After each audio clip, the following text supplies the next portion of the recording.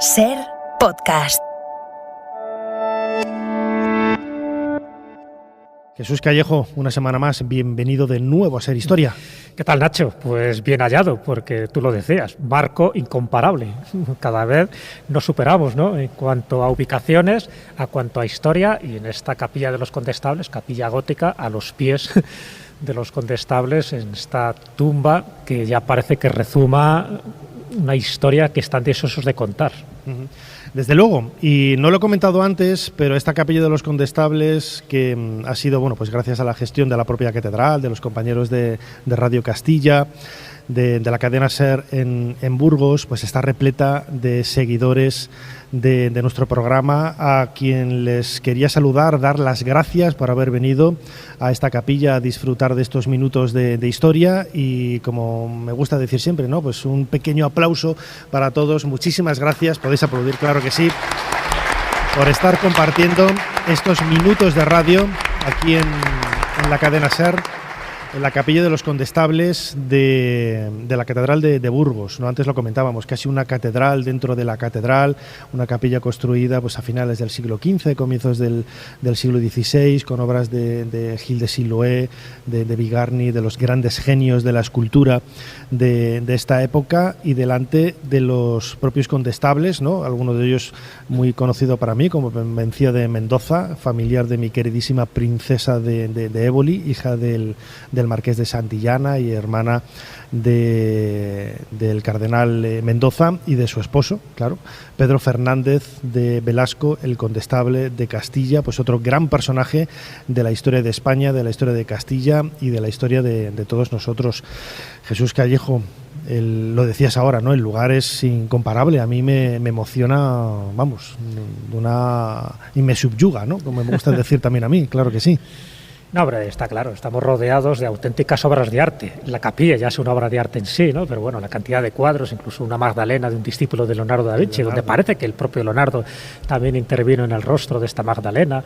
En fin, un escudo con dos hombres salvajes, con el simbolismo que eso refleja, que en el fondo son elementos apotropaicos. Es decir, es una capilla que por una parte está protegida, pero por otra parte parece que está velando un secreto. Muchos secretos hay en la catedral, y muchos de esos secretos son los que se van a ir desvelando, ¿no? A lo largo del programa. Pero es verdad que el estar aquí, ya sabes que las piedras hablan, tienen su propia energía, tienen su propio lenguaje, y desde luego la cantidad de historia que atesoras, lo que te comentaba, ¿no? Y además con las tumbas de los condestables, pues es como algo, ¿no? que se palpa en el ambiente, y que yo creo que para hacer un cronovisor, como es el que vamos ahora a empezar, pues qué mejor, ¿no? Ya sabes que el contenido y el continente siempre tienen que ir de la mano. Desde luego, quería dar las gracias a la Junta de Castilla y León y al Ayuntamiento de Burgos, sin los cuales este programa no hubiera sido posible. Y Jesús, lo poníamos el otro día en las redes sociales, nos hemos traído aquí de Playmobil nuestro particular papamoscas, bastante logrado, bastante simpático. El otro día cuando comentábamos, hace un montón de semanas, ¿no? Cuando nos habían propuesto hacer este programa aquí en Burgos, decíamos, ¿y de qué hablamos, no? En la Catedral de Burgos, de la que prácticamente se ha dicho todo, aunque luego vamos a tener un invitado muy especial que conoce muy bien los entresijos históricos y mágicos casi de este insigne edificio. Y claro, hay uno de los grandes protagonistas de esta catedral, es un personaje, un autómata, no vamos a adelantar, aunque seguramente ya muchos sabrán a quién me refiero, pero tenemos preparado hoy aquí delante el teclado de nuestro cronovisor. Jesús, ¿cuál es la fecha que nos propones esta semana para realizar un viaje en el tiempo? Bueno, pues nos vamos muy atrás, en este caso al 30 de septiembre de 1519.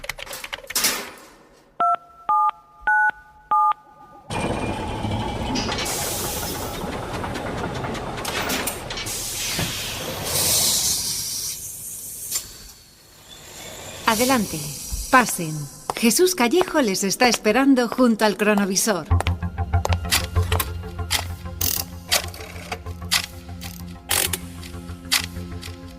Jesús, ¿a dónde me has traído? Esto es un taller, escuchamos de fondo el ruido de esos mecanismos, de esos entresijos tan espectaculares que hoy llaman un poco la atención, ¿no? Pero en el siglo XVI debían de ser algo realmente espectacular. Estamos viendo cómo construyen un autómata. un autómata asociado a un reloj. Por lo tanto, estamos hablando de un tardón, que es el nombre que recibían en aquella época estos relojes, que además tenían un autómata.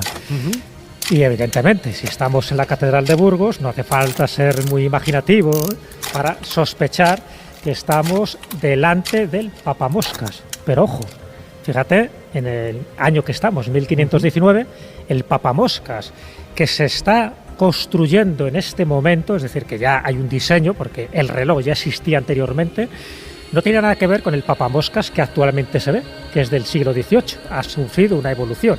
En este caso concreto hay un acta capitular de esta fecha donde sabemos que el canónigo obrero Diego de Castro, así se llamaba, pues le encargan añadir al reloj medieval que existía ya, que era un reloj de 1384, por cierto, un reloj exterior, un reloj que dijeron, bueno, pues aquí hay muchas inclemencias del tiempo, está sufriendo deterioros, lo traen adentro, pero una vez que lo traen adentro, quieren también añadirle algo más. Llaman a Diego de Castro, este canónigo, y bueno, pues suma una maquinaria, una serie de piezas, por eso hemos estado escuchando y estamos viendo los engranajes, las cosas que se va construyendo, donde da forma al primer papamoscas que tuvo la Catedral de Burgos.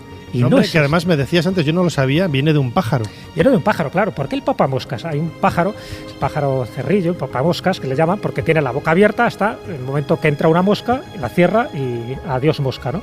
Entonces, por eso se llama papamoscas, porque es un artilugio, un autómata. Ojo, los autómatas ya eran existían, anteriores, no viene de ahora.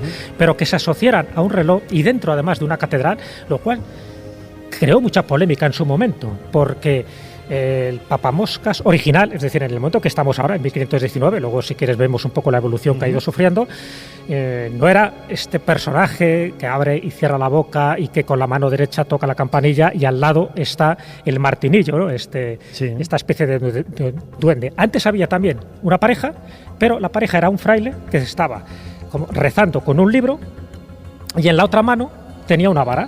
Entonces justo cuando daban las horas, en ese momento, con la vara, le daba a un chiquillo que tenía al lado, supuestamente un monaguillo, para que despertara y recitara las horas. Entonces, en ese momento le daba un zurragazo con la vara y además había un cartel que ponía despierta y cuenta. Y en ese caso, el monacho, es decir, el monaguillo, es cuando daba las horas. Y daba, pues fuera las 7, las 8, las 9 o la hora que fuera. Ese era el original. El problema es que se ha perdido. Y luego sufrió variaciones, al final la variación es el papamoscas que actualmente podemos ver, que es del siglo XVIII, porque también sufrió deterioros. Ese reloj ya con autómata ya se incluye dentro de la catedral, ya no está a las afueras, hombre, y más con un autómata, que ya era un artilugio mucho más sofisticado, mucho más caro, pero una vez que entra en la catedral, Nacho, ¿qué ocurre? El rostro siempre se ponía como un rostro demoníaco, un rostro burlón. Sí, a mí siempre me ha recordado, yo venía de pequeño con mis padres y con el colegio aquí, a mí siempre me recordaba al Joker de la baraja Fournier. Sí. Con esos bigotes y esa perilla, ¿no? Un aspecto un tanto siniestro, ¿sí? Claro, cuando va variando, exactamente no sabemos qué rostro tenía aquel fraile que rezaba con el libro y con la vara le daba al monacho, pero sí que suponemos, porque hay otros autómatas que también estaban asociados a relojes, es decir, otros tardones, y de hecho hay más papamoscas. No solo es el de Burgos el que, por supuesto, aglutina toda la fama. De hecho, antes, cuando alguien decía voy a Burgos, solía decir voy a la ciudad del papamoscas. Y nos comentaba, además, como anécdota, Nacho, hace un ratito, cuando estábamos viendo la exposición, con Monse, nuestra guía, nos decía, cuando alguien viene a la catedral siempre me hace 4 preguntas, yo ya las tengo claras. La primera es, ¿dónde está el papamoscas? Directamente le señala. La segunda, ¿dónde está la tumba del Cid? La tercera, ¿dónde está el cofre? Y la cuarta, ¿dónde están los servicios? Entonces, para que veas la prioridad. Me hizo gracia, porque antes también ocurría lo mismo. Venimos a la ciudad del papamoscas. Y ya la gente entendía que venimos a la ciudad de Burgos, ¿vale? Entonces, ¿qué ocurre? Que en aquella época, y posteriormente también, se asoció ese papamoscas, ese autómata, que parecía un artilugio del demonio, al diablo. Dice, ¿cómo puede ser que un elemento pagano dé las horas? Y se hizo todo lo posible para que desapareciera o bien para que no abriera la boca y que no diera las horas. Por suerte no le hicieron caso y a día de hoy sigue funcionando el mecanismo. Fíjate, antes decías esas 4 preguntas que suelen hacer los visitantes a los guías de la catedral. En el extremo izquierdo de la mesa, a la derecha del público, está un buen amigo, Francisco José Gómez, Él es profesor de Historia, fue compañero mío en la Universidad de Valladolid. No estudiamos juntos Historia Antigua, fuimos compañeros de departamento, y él es burgalés, de corazón y casi de nacimiento, aunque le nacieron en Madrid, como a Valle Inclán, creo que era, ¿no? Y que decía esa expresión. Pero él nos comentaba, ¿no?, también su azarosa aventura como guía, ¿no?, en esta catedral. Francisco José, bienvenido de nuevo a Ser Historia. Gracias, Nachos, aquí ya metiendo latinismos casi, ¿no? Te han preguntado, ¿no? Y entonces, la primera pregunta que te hago yo a ti, ¿dónde está el papamoscas? Pues a los pies de la nave central, en la parte superior, encima del triforio. En una parte ¿Hay alguna razón por la que esté ahí expresamente o...? Bueno, cuando comienza la historia del reloj medieval de 1384, como ha explicado Jesús, pues el colocar el papamoscas supone una forma de adornar el toque de campanas.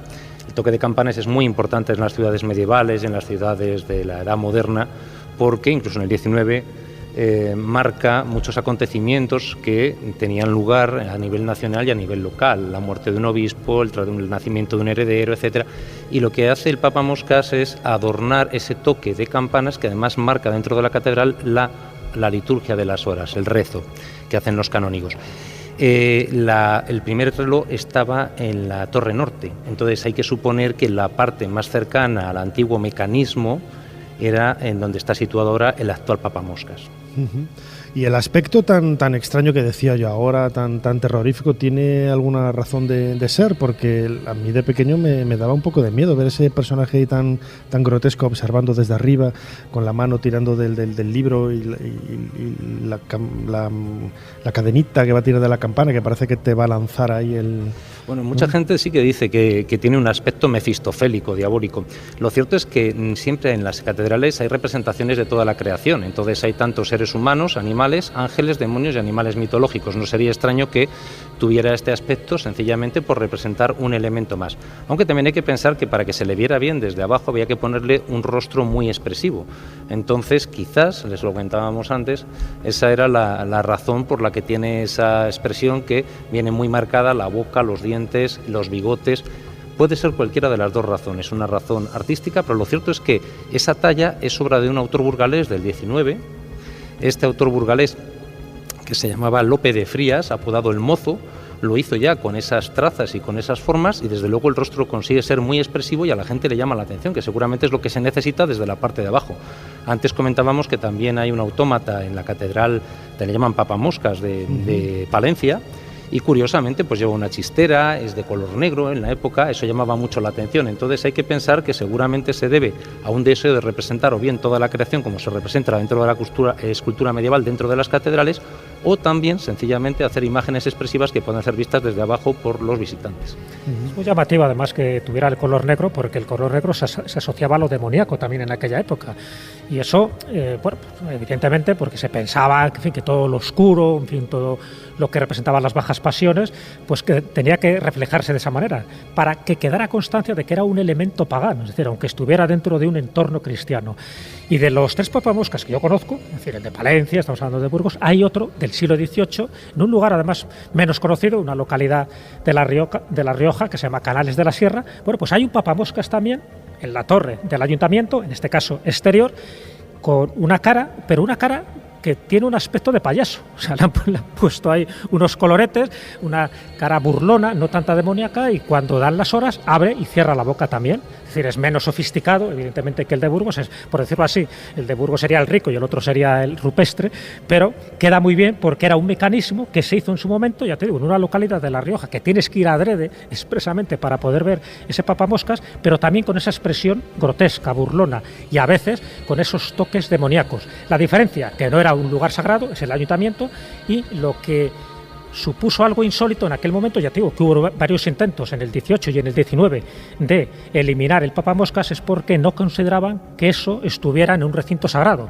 porque estaba representando algo que dentro de los autómatas, acuérdate, fíjate, si hablamos de Juan Elo Turriano, por ejemplo, en Toledo, ¿no?, que hizo el hombre de palo, Roger Bacon, que hizo también un autómata, San Alberto Magno, bueno, pues todos ellos fueron desapareciendo, fueron destruidos porque en un momento dado alguien un obispo, un papa, consideraban que eran artilugios del diablo, sencillamente porque no se conocía el auténtico mecanismo. Fran, además es llamativo el hecho de colocar un autómata precisamente en un recinto sagrado, ¿no? Porque contraviene un poco la idea de la cristiandad, de la creación solamente está en la mano de Dios, y este tipo de objetos, de elementos tan llamativos para nosotros, ¿no? Un robot, un autómata, nos parece algo curioso, ¿no? Pero durante muchos siglos fue perseguido precisamente por esa idea demoníaca de aquel que intentaba crear vida, ¿no? Hacer algo o emularse a Dios. Sí, pero también hay que pensar que la teología medieval no es la teología nuestra. La base sí, lógicamente, pero quiero decir que la forma de sentir, la forma de pecar, la forma de formular, las prohibiciones eclesiásticas, las celebraciones dentro de los templos, las representaciones son muy diferentes. En Burgos, por ejemplo, y pego un pequeño salto, tenemos una de las pocas representaciones que existen del Espíritu Santo con forma femenina, en el retablo de la Cartuja de Burgos. Después hubo una serie de prescripciones para que esto no se volviera a hacer. Por ejemplo, también sabemos que en las catedrales medievales se celebraban las fiestas de locos, o se participaba en las fiestas del asno, o había representaciones que llegaron a ser prohibidas porque comenzaban con una intención piadosa y acababan desembocando en festejos obscenos o poco piadosos o poco respetuosos para el culto. Hoy sigue Entonces, eso, claro, también. A veces sí. Pero lo cierto es que al final hay que pensar que responde mucho a la mentalidad de la época, al deseo de adornar un toque de campanas, que era lo que marcaba la vida de la ciudad y la vida de la iglesia, y que ellos lo veían de manera natural, si no de alguna manera se hubiese prohibido. Pero el dogma cristiano, cuando empieza a formularse de manera fuerte y rígida, es a partir de Trento. Hasta ese momento era mucho más abierto de lo que nosotros conocemos ahora, precisamente porque recogía muchos cultos, muchas tradiciones y muchas reminiscencias de los primeros siglos del cristianismo, incluso anteriores. Jesús, además lo comentabas ahora, ¿no? Este papamoscas es único, pero tampoco es único. Hay otros autómatas, ¿no? También vinculados a iglesias, a catedrales, que tienen ese toque también, pues que le da un aspecto. Hoy lo vemos como algo tradicional, como algo curioso, ¿no? Pero que en aquella época, cuando se construyeron, pues tenían una finalidad, imagino que en el momento sorprendente, ¿no? Hombre, y tan sorprendente, esa era la idea además, porque en el fondo la robótica, es decir, esos primeros intentos de robótica que se hizo en el pasado, y estoy hablando ya desde el siglo XIII en adelante, lo que se buscaba era utilizar los engranajes, el mecanismo que se conocía, es decir, muchos de estos autómatas tienen que ver con engranajes y con muelles. Sin embargo, se sabe que Al-Jazari, que era uno de esos sabios musulmanes, ¿no?, que procedía de Mesopotamia, pues también hizo un reloj con autómatas, que lo llaman el reloj elefante, porque estaba basado la estructura en un elefante, y luego había una serie de autómatas que se iban moviendo, pero en este caso por una cuestión hidráulica, es una especie de clepsidra, y entonces utilizando la fuerza del agua con un temporizador, pues iban moviendo ese tipo de autómatas, y te estoy hablando de principios del siglo XIII. Fíjate que en principios del siglo XVI también se dan este tipo de circunstancias, cuando la época por excelencia de los autómatas es en el siglo XVIII. Ahí es cuando ya aparecen sobre todo unos cuantos inventores franceses que hacen patos, por ejemplo, que comen, que degluten, que expulsan la comida, que hacen sus cacareos, pájaros también que vuelan. Es decir, en el siglo XVIII ya se llega a una sofisticación muy buena, pero antes se sabía que había autómatas dentro de las iglesias y fuera de las iglesias. Lo que ha quedado, por desgracia, a partir del siglo XVIII, por eso para mí el papamoscas de Burgos sigue siendo una rareza, porque todos los demás, los relojes, han ido al ámbito más profano. Es decir, ahora los que nosotros conocemos, yo qué sé, por poner en Plasencia estuvimos hace poco, ¿te acuerdas? El abuelo Mayorga. Ese está en el exterior, no era un edificio religioso, sino un edificio civil. Por supuesto, cuando vas a otros lugares nos vamos encontrando con lo mismo. En Astorga, ¿dónde están los maragatos famosos? ¿Dónde está el Juan Zancuda y Colasa? En el ayuntamiento. ¿Ves? Entonces, los autómatas poco a poco se fueron desplazando. Casi todos son del siglo XVIII, hay algunos del XIX, pero se quitan del ámbito religioso porque se pensaba que no era el lugar más adecuado. Aquí ya digo que hubo muchas reticencias, hubo canónigos que se las tuvieron para eliminarlo, pero no lo consiguieron. Entonces, para mí eso fue una suerte, porque eso se ha convertido al final en un símbolo no solo de la catedral, sino también de la propia ciudad. Bueno, pues los demás poco a poco fueron relegados. En Elche, por ejemplo, un autómata también del siglo XVIII, de 1759, en el ayuntamiento está la calendura y la calendureta. Es decir, la calendureta es la que da los cuartos, igual que aquí pasa con el martinillo que da los cuartos, pero también en un ámbito civil, en un ámbito profano, es decir, fuera del ámbito religioso.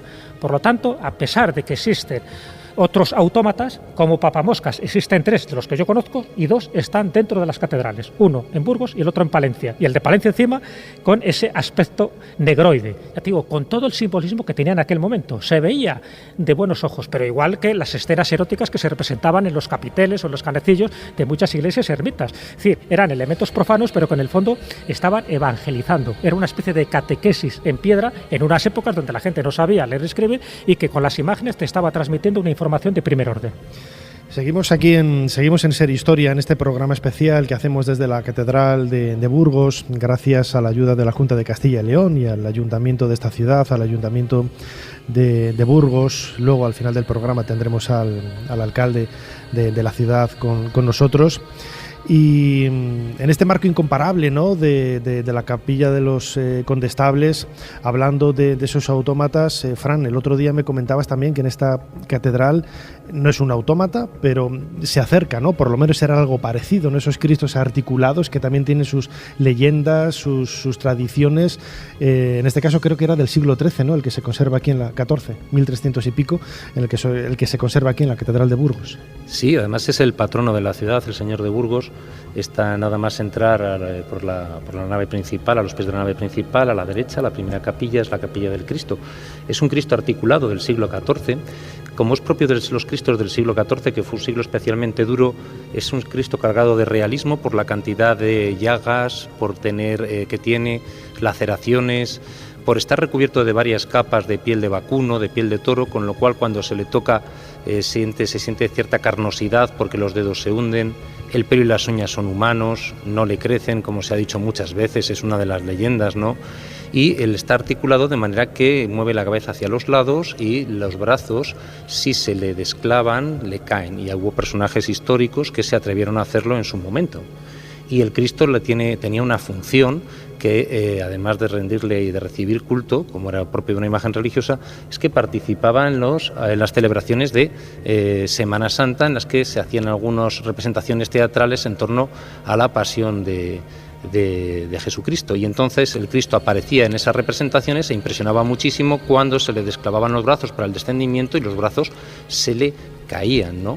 Entonces eso llamaba la atención poderosamente, pero es que dentro de ese realismo tan extremo de las imágenes del siglo XIV, el Cristo debajo de la herida del costado llevaba una vejiga de piel de animal que se llenaba de sangre, y cuando el actor que hacía de los soldados longinos, el que atravesó con la lanza el costado de Cristo, introducía la lanza por la herida del costado, rompía la vejiga y el Cristo sangraba. Entonces, efectivamente, no es un autómata, pero es una imagen articulada que pretendía dar una imagen de gran realismo, como era propio de la espiritualidad del momento, y que además tenía esa función de participar dentro de esas representaciones teatrales o esos autos sacramentales de Semana Santa que trasladaban a la realidad lo que el pueblo imaginaba cuando oías las lecturas de Semana Santa dentro de los templos. Jesús, estamos hablando de autómatas, aquí a colación del papamoscas en la Catedral de Burgos. Y estaba pensando yo ahora, escuchando a Francisco José Gómez, a Fran, la idea, el ser humano desde el comienzo de los tiempos, en la prehistoria, aparecen las primeras figuritas humanas, aparecen también esas Venus, ¿no? Las primeras representaciones son siempre casi de mujeres, siempre todo aquello relacionado con crear, ¿no? Con la figura de la crear de un ser humano siempre ha llamado la atención, ¿no? Nosotros hemos hecho aquí nuestro papamoscas aquí de Playmobil, que lo hemos creado, ¿no? Tomando de aquí partes de aquí. Es un elemento bastante curioso, ¿no? Entonces, todo aquello relacionado con darles vida por medio de mecanismos, eso ya parece que es el giro de tuerca, ¿no? Para completar lo que comentaba antes con Fran, ¿no? El hecho casi de que estás creando, ¿no? Claro, eso es lo que un poco se llama el efecto Pigmalión, es decir, coger una estatua y darle vida. En el fondo es ser un dios. O sea, cuando tú eres capaz de crear vida, como hacen los dioses, tú te estás convirtiendo en un dios. Entonces, aparte de crear vida por forma biológica, como conocemos, si tú a algo inanimado lo conviertes en algo orgánico, en algo que tiene vida, acuérdate, por ejemplo, del golem, ¿no? En el fondo es coger barro, tú creas una figura, luego le metes unas palabras cabalísticas, en ese momento adquiere vida. Tú te estás creando vida y por lo tanto tú eres un dios y ese personaje te sirve, es un servidor. Bueno, pues ese es el efecto Pigmalión. Dice, qué bonito, yo me enamoro de esta estatua, a ver cómo consigo para que además tenga vida y se enamore de mí. Bueno, pues ese es el ansia que ha tenido siempre el ser humano, poder crear de la nada algo que le represente y que de alguna forma pues se proyecte un poco su humanidad, pero siempre intentando que sea alguien inferior a él, no como ahora que los robots van a intentar superar al ser humano. Por entonces no, el autómata tenía que servir. Entonces lo que se cuenta de las leyendas de Roger Bacon en el siglo XIII, o de San Alberto Magno, o de Juanelo Turriano, incluso de Leonardo da Vinci, cuando hace un león, ¿no?, espectacular, ¿no?, para uno de los fastos reales del momento. Tiene que servir, pero a la vez te tienes que dar cuenta de que eres capaz de crear esa vida. Ese efecto Pigmalión, que en el fondo ha sido algo reiterado en todas las culturas, lo hizo Herón de Alejandría en el siglo I a.C., cuando creó ese tipo de autómatas, ¿no?, que echaban fuego y humo por la boca. Eso que creaba un efecto espectacular. Era como el asombro. Y ese asombro, si tú no conocías el mecanismo, era magia. Pero no magia de prestigitación, sino la magia creada por el propio Dios que estaba animando la estatua. Bueno, pues así es como se manipulaban las voluntades, así es como se hacían muchos rituales y así es como, en definitiva, creabas una sensación de espiritualidad, de religiosidad, movida, en este caso, por engranajes que la mayoría de la gente desconocía. Con el papamoscas ocurrió, con los autómatas ocurrió, y ahora mismo estamos en esa era de los robots, incluso de los cyborgs, donde en el fondo están heredando todo esto que acabamos de comentar desde la Edad Media.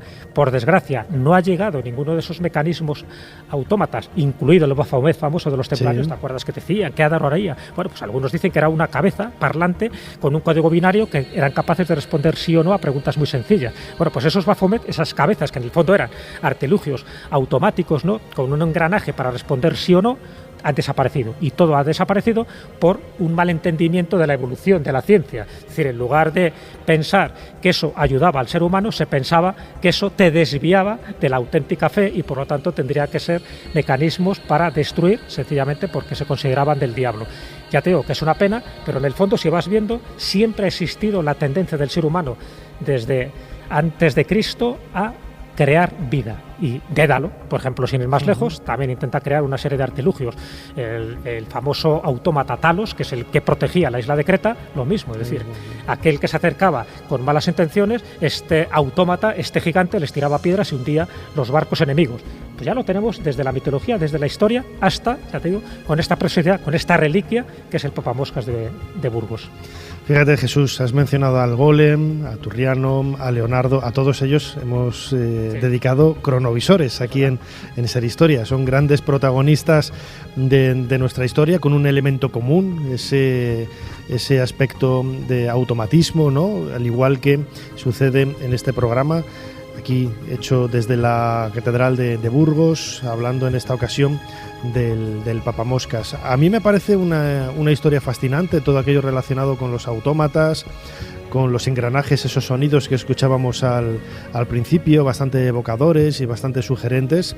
Yo creo, bueno, ha sido la mejor manera que podíamos hacer, ¿no?, para comenzar este programa espectacular, este programa en un marco realmente sorprendente aquí en la Catedral de Burgos. Francisco José Gómez, compañero, como siempre, muchísimas gracias una vez más por habernos ayudado a hacer un poquito más de historia. Gracias a vosotros, Nacho, gracias por venir aquí a la Catedral a Burgos y un saludo para todos. Y Jesús Callejo, crononauta, como siempre, nos escuchamos y nos vemos la semana que viene intentando, eso, una vez más, hacer un poquito más de historia. Ahí estaremos, Nacho, prestos y dispuestos. Muchas gracias. Suscríbete a Ser Historia. Todos los episodios y contenidos adicionales en la app de Cadena Ser y en nuestros canales de Apple Podcast, Spotify, iVoox, Google Podcast y YouTube. Escúchanos en directo en la Ser los domingos a la 1:30 de la madrugada. Cadena Ser. La radio.